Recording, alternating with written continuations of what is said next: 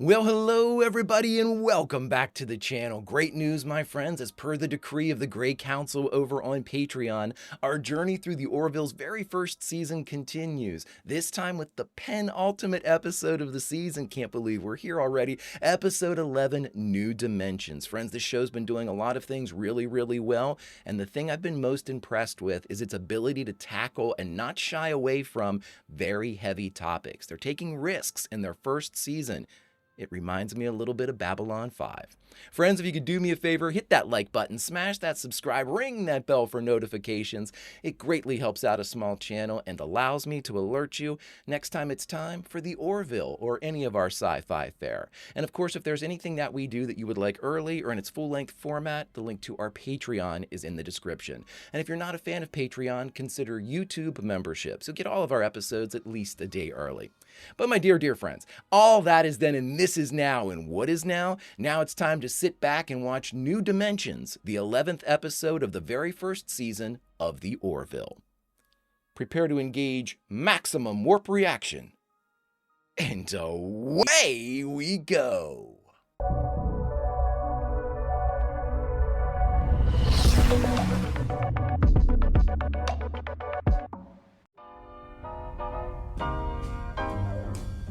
Ooh, look at the size of this. Is it a space station? Well, I hope you like our little send-off. Yeah, we're gonna miss you, Commander. I'm gonna miss you guys. Believe me, I wouldn't be leaving if it wasn't such a sweet offer. Yeah, I guess it's not every day you get to help design a space station. Oh, wow. What are you guys talking about? We took a piece of Yaphet when he wasn't looking. We dropped it in the buffet. Oh my God, no you didn't. Yeah, we're just waiting to catch on. You guys are so hilarious. Unless somebody eats it. Oh, check it out. He's leaving. Don't watch him like die or something because he doesn't. I don't feel well. What's wrong? I think I lost a piece. Excuse me? I feel like I'm missing a piece, and I can't for the life of me figure out where I lost it. What'll that do to him, though? I have a dim sense of a dark, wet place. I just can't get any more specific than that. Bortus, what can I do for you? I am experiencing digestive discomfort. With your iron stomach? Oh my God, Bortus ate him. I think I found your piece. Well, what do you mean? Inside Bortus's digestive tract. What? What the hell, man? You friggin' ate me? I did not eat you. Well, what the hell am I doing inside you bastard?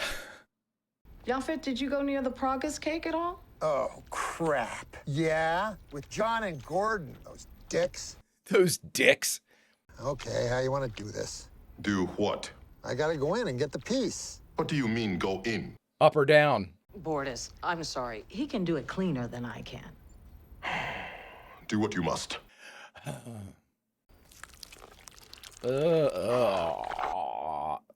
Ah, dude, it stinks down here. What the hell you been eating? What is that, is that a boot? Is that a boot? Great. Now, if you two wouldn't mind leaving, this is more weirdness than I can handle in one day. Well, the health issues are solved, so yes, it's time for us to leave. Did you consider the possibility that what you were doing was stupid? No, I didn't know. I mean, Gordon had his leg cut off as a prank, so... I hope you got a good laugh, because if I can't talk him out of filing charges, you guys are going to be in trouble. Yes, sir. I'm placing a formal reprimand on each of your records. What about Isaac? Remember he cut my leg off? Remember that? Did he get a reprimand? What kind of ship are we running here? You gotta be kidding me. Uh-oh. Juicy Gordon or LaMarr backstory? So we're losing the chief engineer. I wonder if that'll stick. Because we don't have like a main cast member ready to replace, do we? I don't think we have anybody that's like shown any aptitude for engineering either, right? I mean, I guess Isaac could do anything, but at the same time, why would you want him off the bridge? Because he's so invaluable with his info and whatnot. And his clout, really. Kalons, yeah, the Kalons are haughty, but also well-respected, I guess. Is this accurate? I confirmed it with the Union Central database just to be sure. Ed, that aptitude rating is through the roof. Aside from Isaac, John is the smartest officer on board. Really? I have a suggestion for you. With Newton leaving, what about John? For what? Chief engineer. Really? Look, he's obviously brilliant, I'll give you that, but heading up a division is about more than just smarts.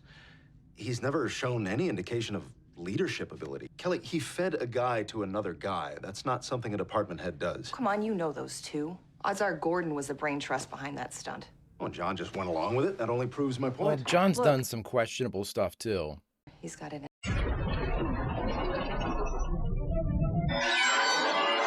What are we scraping?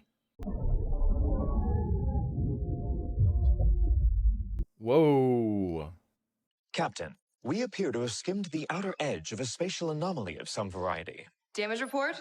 All departments reporting no injuries or hull damage. Really? Does the anomaly pose any danger to the ship? At our current coordinates, I do not believe so. It's just a big old nasty pothole. Well, we better map it so no one else gets banged around. It's cool. Captain, with your permission, perhaps Lieutenant LaMarr could be of help? I'm sorry, what? I'm sorry, what? Lieutenant, please assist Isaac with his analysis. Hi, Commander. I mean, I guess it's easier to replace a navigator? Hello, Ty. Hello, Marcus. We got out of school early because of the bumps. You want to go to the simulator and play some Space Dragons? I am currently occupied. What are you doing?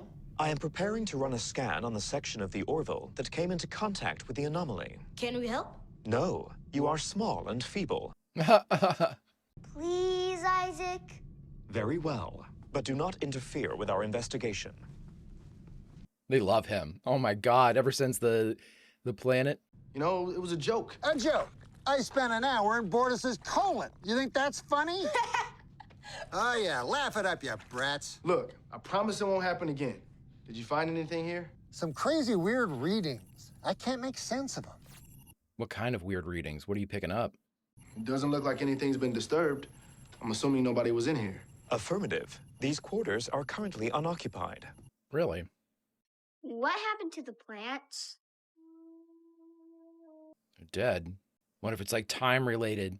We're cross-referencing the bioscans of the plants with what we know about the anomaly, which right now isn't much. They've been watered, right? Like, do we have a plant guy? Plovis. God, I can never remember that guy's name. I see him coming in the hall, and he's always like, hey, good morning, Captain. And I'm always like, hey, there he is. Plovis. Yeah, Plovis. Polovis. All right. Polovis. How long until we can be underway? Engine realignment will be completed in 2 hours, 31 minutes. Keep me posted. Dismissed. We should check and see if there's any other indications of rapid aging or Come in. Kermit. Given what's happened, I think we need to fill the post right away. So I'm promoting Yaphet. Ed, before you make that decision, I'm asking you to please consider John. Yaphet is next in line on the roster. Besides, do you honestly think John would even want the job? Why don't you ask him? You really feel that strongly about this? I'm your first officer. Part of my job is to help assemble the best possible staff on board this ship. All right, we'll give him a shot. Hell, your instincts are usually good, so who knows? Usually. Did you say something to Admiral Halsey to get me this command? No, of course not. Oh my God, you did. I put in a good word, that's all I did. To an admiral who just happened to be close to your father. That had nothing to do with it. Ed, I wouldn't look badly at this, Ed. I also knew I was the reason that you went into your slump. I wanted to help get you back on the right path. I wanted to do something to help make things better for you. Well, thank God for your help. Oh, come on, Ed. I'm sorry I didn't tell you. So am I. I mean, Ed, let's not make a really big deal about this. You've been doing a great job, so it's not like you're in a position that you didn't earn. That's the one thing I don't like. The show needs me to make a big deal about this, so I'm gonna... And it never occurred to anyone that that might be the kind of thing that I deserve to know. Allocation of fleet personnel and how we arrive at those decisions is our business. Right. I mean, how the hell am I ever supposed to walk onto that bridge with confidence again? Ed, in the eyes of the Admiralty, you've proven yourself worthy of that chair. Yeah. They're not gonna give you a whole ship. I mean... Hey, would anybody mind if I got a cat? What? A cat. For the bridge. What is a cat? Oh, it's an Earth pet. Little furry thing with whiskers. Might warm the place up a little. I think that'd be really great. How would the presence of such a creature improve bridge operations? It's not about that. They would also be walking across your control panels at all times. Are we bonding? Yes. It's taking me right back to the moment you cut my leg off. But generally, when someone's as smart as you are, they make productive use of it. Well, with all due respect, Commander, that's my business. Have you ever studied the history of money? Not really. I know people used to use it to buy houses and sandwiches and stuff. Look, Lieutenant, there's nothing wrong with a simple lifestyle. I just want you to try using your gifts before you decide to leave them untapped. I'm putting you in command of the Science and Engineering Task Force to investigate the anomaly. Great. A small ship entering range, Captain. If it continues on its present course, it will encounter the anomaly. Hail it, yeah. You're on, sir. Unidentified vessel. This is the USS Orville. Please respond. Ew. We recommend you change your heading immediately. Garage Kaluga! Anybody speak Horbalak? The direct translation is, you can shove it up your... Okay, got it. Do you wish to hear the rest of the translation? No. Listen, what's your name? Blabberrock! God, that generation has so many blobberocks. I don't take orders from Union goons, and my scanners don't show any anomaly. Well, our scanners do. Now change course. Alrighty. Nope. Sir, the Horbalak ship is approaching the anomaly.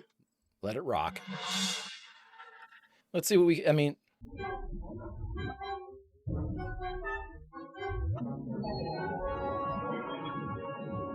Wow. No power signature from the Horbalak vessel. Life signs? None. Bortus, you have the con. Tell Kelly and Dr. Finn to meet us in the shuttle bay. Alara, you with me? Yeah, I'm taking Alara every time we go anywhere. It's good to have a superhero with you.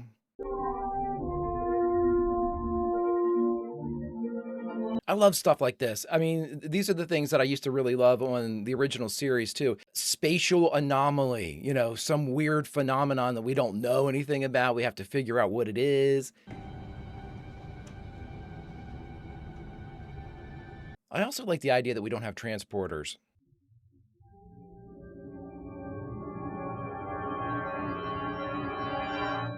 I honestly didn't think they'd be together. Does that make sense? I thought if they found them, they'd be just like torn apart. What have you got? Did he die of Looks old like age? extreme traumatic shock leading to cardiac arrest.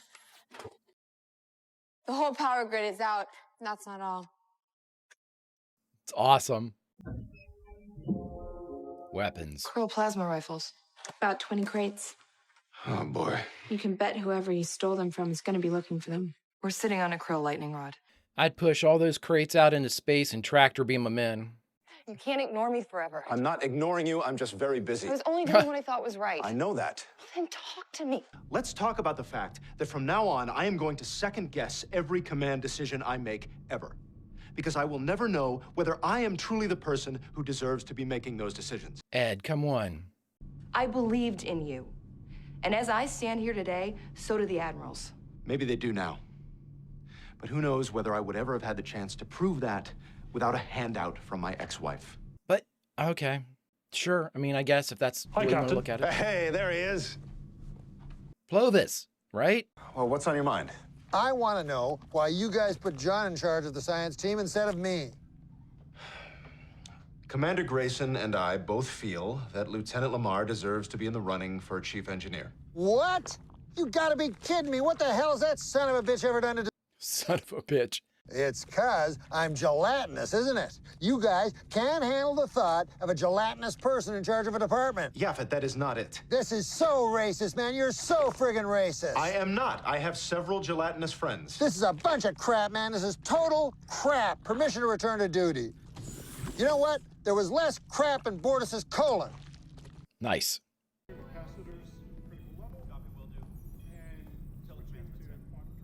John, do you not like to be in charge? Like, it's not a matter of skill, it's a matter of just, like, social interaction? You don't like to... Hey, man. Hey. I just got off duty. You want to go tie one on?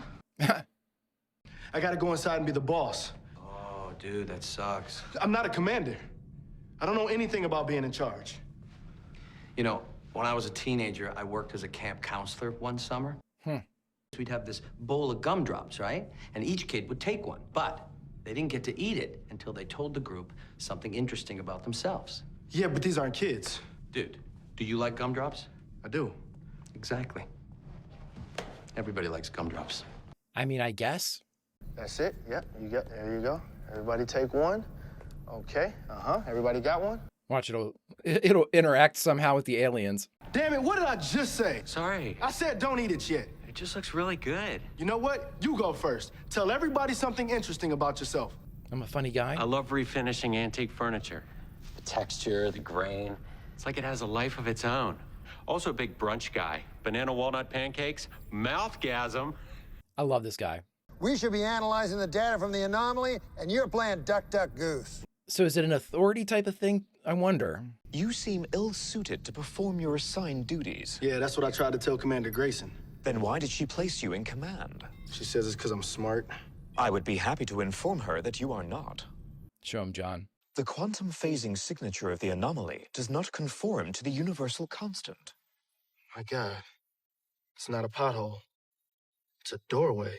So we have different scientific laws going on in there. So the title of the episode is New Dimensions, so that could very well be something. We believe the anomaly is an aperture leading to a pocket of two-dimensional space. Beg pardon? We all exist in 3 dimensions, right? Length, width, height. But this area of space only exists in the first 2, length and width. Has anything like this ever been discovered before? Negative. That's why it looks so weird going in there. When the vessel crossed through the anomaly, it momentarily phased from 3 dimensions into 2. No wonder that man died. Living cells are made out of protein molecules, which have complex 3-dimensional geometries. So if it was flattened, yeah. And without working proteins, the cells die. Then that's probably why the plants died, too. Interesting. Okay, cool. Captain to the bridge. 3 krill ships approaching. Looks like our time just ran out. Estimated time to intercept, 31 minutes. Isaac, how long until the engine realignment is complete? 1 hour, 16 minutes. That's too long. We can't go to quantum speed, but the field generator's still powered up. We might be able to create a quantum bubble around the Orville. And? And go through the doorway. Wait, I'm sorry, didn't you just tell us that passing through that anomaly would be a death sentence? The quantum bubble could protect us from... Could? We go inside, we hang out, and wait until the krill are gone. Isaac? It is theoretically possible. Sir, the krill have increased speed. Estimated time to intercept, 14 minutes. And we know they're going to be hostile in all likelihood, right? What if we couple the quantum phase inducers to the deflector grid? It might beef up the strength of the bubble. How the hell is that supposed to hold? If we match the deflector amplitude to the quantum wave function, it should compensate for any field instability. I like when you talk dirty. LaMarr, what's happening? Commander, I think we're ready. All right, fire it up. How'd we get it? 68% to what? Field strength at 95%. That'll do. That's close enough. Yep. I'd like to test this, but I guess we can't. Hold on to your asses. Ooh, that looks nice, nice. No sign of the krill ships, Captain. Where are we? What's it look like? My God. It's like a circuit board. That's not what I was expecting. It's wild. Lieutenant LaMarr's quantum bubble has allowed us to maintain a stable 3rd dimension outside of 2-dimensional space. What are all those energy pulses? Are we goofing up their space, though? 2-dimensional life forms? How is that possible? Is there any way we can communicate with them? Negative. Guess if they were, like, made of energy? Then get every bit of scanning data you can. The Union physicists will be writing papers about this for decades. Wait, so does that mean there could be 4th or 5th dimensional people watching us right now? It is possible. But do you think, they wouldn't, like, watch us all the time, right? Like, could they see under a blanket or in the sleeve of a down coat? Gordon, I don't know what you're driving at, but I'm gonna go ahead and change the subject. All right, we'll give it a few hours. The krill should be gone by then. A few hours? Wow.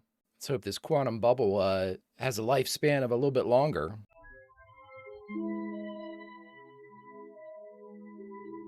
That looks cool as hell. Very imaginative. Hey. Can we talk?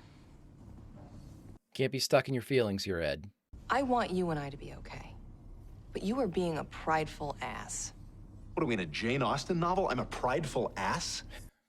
We all have people who help us along the way. Sometimes we know about it, sometimes we don't. Right. The reason you are a good captain is that you are great at seeing all sides of a problem, except when it comes to yourself. Yeah, exactly. You can't see your own. I know what you did came from a good place. I just have to work this out on my own. It's not that big of a deal, Ed. She's right about everything she said. It appears the power flow to the... Whoa! Oh God, is that our quantum bubble? Oh shit! Isaac, you're the only one that can withstand this, I think. Ooh. Captain, the quantum bubble is deteriorating. You better hope the krill are gone. Gordon, return us to normal space. I can't do that, sir. Why not? The anomaly just closed up. Well, that's not good. I'm really concerned we're destroying this place, too. We have about 21 minutes until the bubble collapses and we all get turned into pancakes. Oh, you guys talking about pancakes? He's a brunch guy, remember? Scanners have detected a quantum fluctuation 4,000 kilometers away. There could be another aperture back to normal space. Or could be. The ship's engines are dead, but the shuttles are still working. We cannot all fit inside a shuttle. No. There's a booster rocket. More space inside than out, like Doctor Who's phone booth. Or Oscar the Grouch's can. Or Snoopy's doghouse, yeah. Amazing. I love every example. Who pilots the shuttle? Well, I would need to be there to keep the field intensity stable, and I'd need somebody to drive. I volunteer. Fortis, really. If that field collapses... Kelly, I need to do this. John, meet me in the shuttle bay. You have the chair, Kelly. What is that? Like a quantum generator, like a mini one? Come on, man. It was Yaphet's half-cocked idea that got us into this. Now, you listen to me and you listen good. Yaphet's a member of our team, and you're gonna treat him that way. He had an idea, and I thought it was a good one. I made the decision to go with it. So if you want to blame somebody, you blame me. It's my fault. And now maybe people will believe me when I say I am not a commander. You just said the most command-worthy statement that you've made yet, buddy. You might need to rethink that. Yeah, Isaac saw it too. Initiating quantum bubble. Man, wouldn't Yaphet be like the perfect person for this though? Because could he like not be squashed flat? It's gonna be a little jarring when we pass through the quantum field and make the transition to two-dimensional space. You might get nauseous. Don't worry, I'll be fine. Oh my God, hilarious. I'm good. I'm okay. I'm okay. I'm okay. Activating tractor beam. God, this is incredibly dangerous, but very interesting. It's like a lot of different problems all wrapped up into one. Here we go. I mean, who's to say this doesn't take us back to another dimension or a parallel universe? Or what are the odds that it takes us right back to where we were or when we were? Excuse my bluntness, but why do you hide your brains? The colony where I'm from was brand new. A lot of farmers, a lot of builders. They didn't trust anyone who was too much of an egghead. You'd be surprised how fast you can alienate people when you're always right. I wanted to be liked. If we get out of this, I want you to be my new chief engineer. Are you really sure about that? Kelly was right about you. She was right about a lot of things. Yes, she was. Yes, she was. Commander, the quantum field is destabilizing. How far away from the aperture? 3,000 kilometers.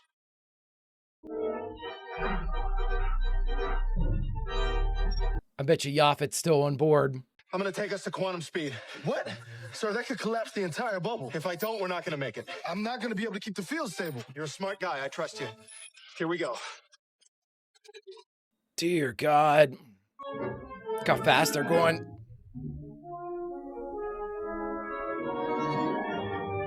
Woo! Awesome. Report. Where are we? When are we?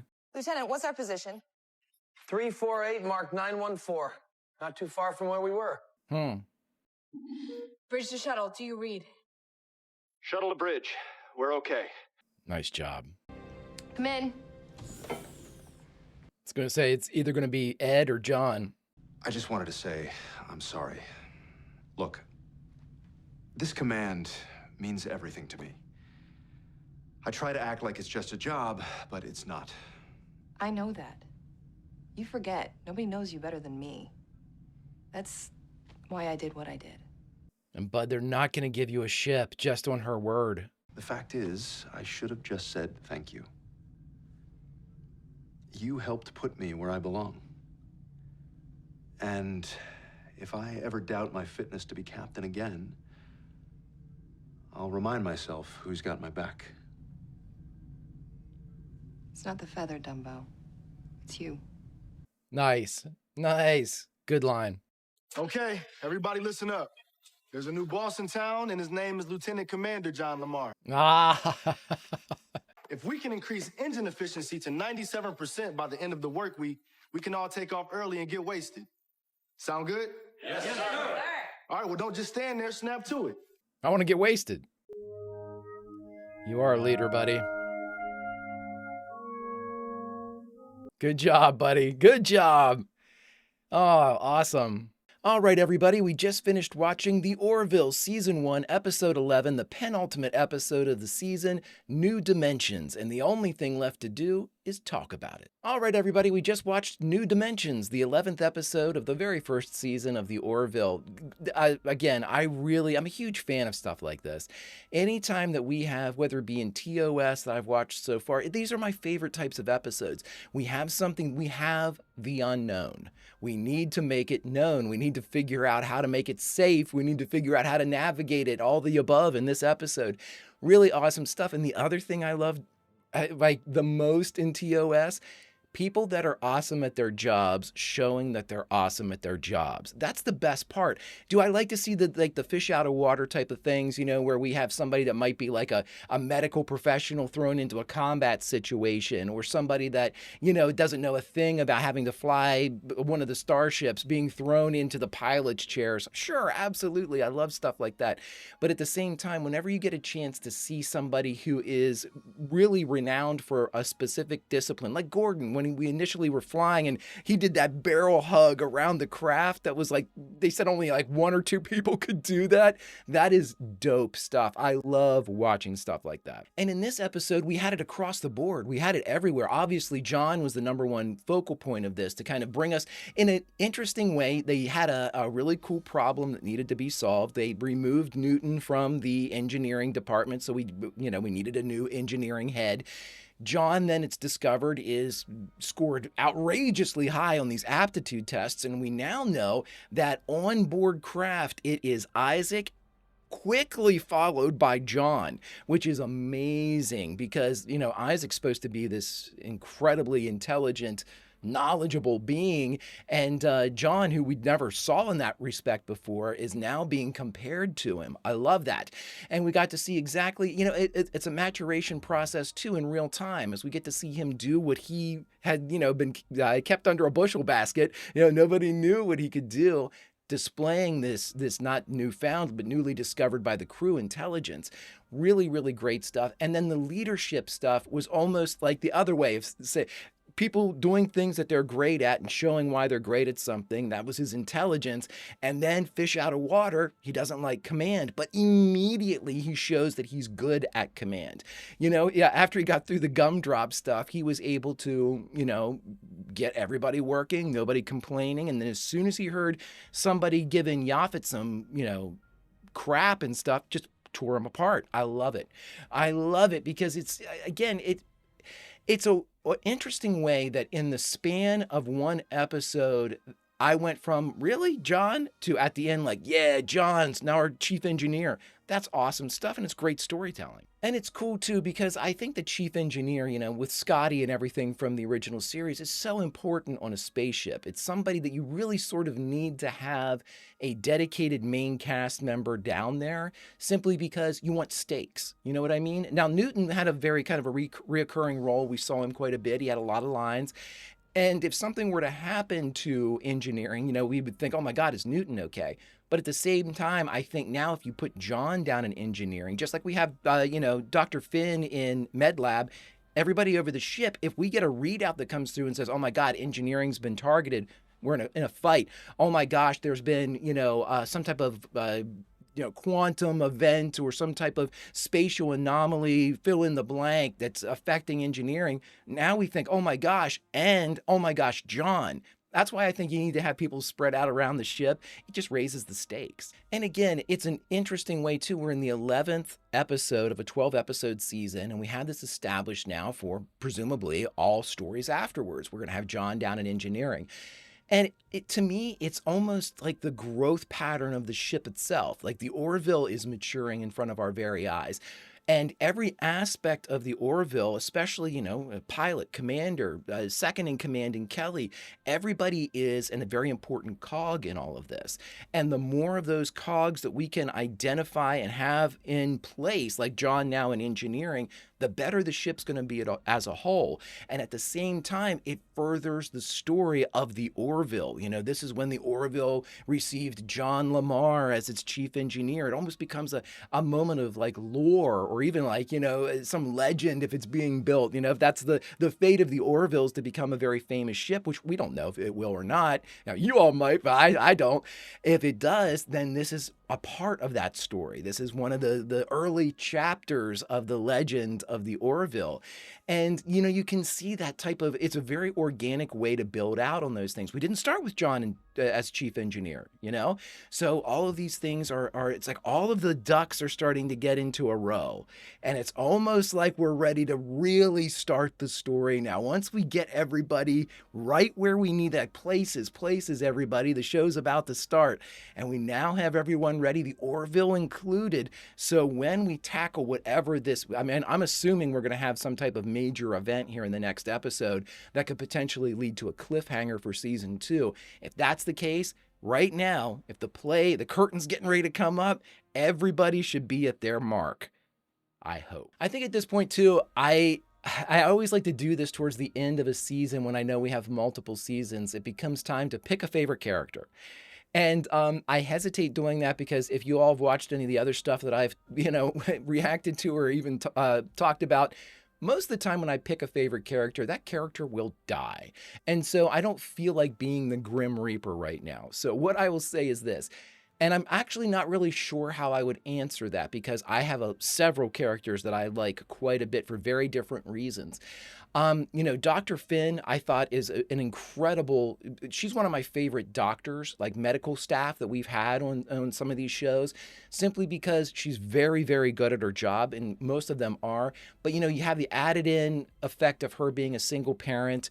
A very interesting story with her. I'm always gravitate towards her for some reason. But again, I don't believe she is my favorite. I think, this with John was really good. I think John LaMarr's character holds a ton of promise. Same thing with Isaac and his exploration to kind of understand his place, and it's interesting. There's a parallel there with, that I can see with Isaac and a character like Spock or a character like Data. I just started the Next Generation. And it's not necessarily a search for humanity in Isaac's, path. It's a search for his place as a Kaelon, and also understanding humanity, which he's probably been told his entire life is inferior. But now living among them, he's starting to adopt certain things that's kind of, I guess, bringing him down to our level. But at the same time, that's a cool story. I don't think we've had nearly enough on Bortus, even though we really started the season with a very, probably our weightiest issue with his child. So I'd like to see more on him. Those are very interesting dynamics to get into. Alara, I love. I think she's awesome. She's a superhero, and I like the idea that she's kind of looking at Ed as, I don't know, as a mentor. I think there's more to it. Kelly is absolutely great, fantastic character. Really liking Ed. His command style is obviously funny. But if I had to right now pick somebody that I would say I have at least gravitated the most towards, and I like the way that the approach of the character, it's Gordon. I think Gordon is likable. I think Gordon adds the appropriate level of comedic effect. The only time I thought that it was a little over the top was when they were in disguise on the Krill ship. But at the same time, I think that that character links so many of the others. And we saw it here with John, where he was able to go down, and even though the gumdrop thing didn't work, it was enough to kind of get John going. And Gordon has done that quite a bit. Gordon has been around in an almost like de facto pseudo like counselor in a way, where he's kind of always around to smooth things out, even though he might be the one that also made him rough to begin with. Interesting character. And I always love pilots. I always, if you're a pilot of a spaceship, you've already jumped ahead in the race in my book. But so far, my friends, this Grey Council presentation has gone swimmingly, and I've been liking the Orville quite a bit. I cannot wait to see what the season finale is, whether it's a cliffhanger, I'm guessing it's going to be a cliffhanger, and what that entails, because as you all have told me, so many of you said in a non-spoilery way, thank you so much for that, that season 1 is fun, but it really starts to cook with seasons 2 and 3. And we know 4 is already written, so all they have to do is shoot it, so we'll see. Hopefully that's on the horizon. Friends, if you could do me a favor, hit that like button, smash that subscribe, ring that bell for notifications. It greatly helps out a small channel and allows me to alert you next time it's time for the Orville or any of our sci-fi fare. And of course, if there's anything that we do that you would like early or in its full-length format, the link to our Patreon is in the description. And if you're not a fan of Patreon, consider YouTube memberships. You'll get all of our episodes at least a day early. But my dear, dear friends, all that is then and this is now. And now, unfortunately, it's time for us to say goodbye from this, the penultimate 11th episode of the very first season of the Orville New Dimensions. But where should we say goodbye from, friends? Because we are the Greek chorus. We are the audience that hears the original tale told by the creatives. And now we go out, we take up their job, and we find new ears to tell this tale to. And we find those people that haven't seen it and say, hey, you should really check out the Orville. It's darn good. But friends, as our reward for doing that dutiful service, we get to jump back into the episode we just watched and say goodbye from a favored scene. We make ourselves part of the narrative. And friends, what I thought we would do is let's just jump down in the galley and watch that two-dimensional space while we are in there as part of that big circuit board, which I thought was incredibly interesting. It is in this moment with the Orville, a three-dimensional body inside two-dimensional space. Ed said they'd be writing about this for years. And here we are in history, living history, as explorers, as crew members of the Orville around us. Friends, until we can take to the stars again, Vulcan roll, and I'll see you.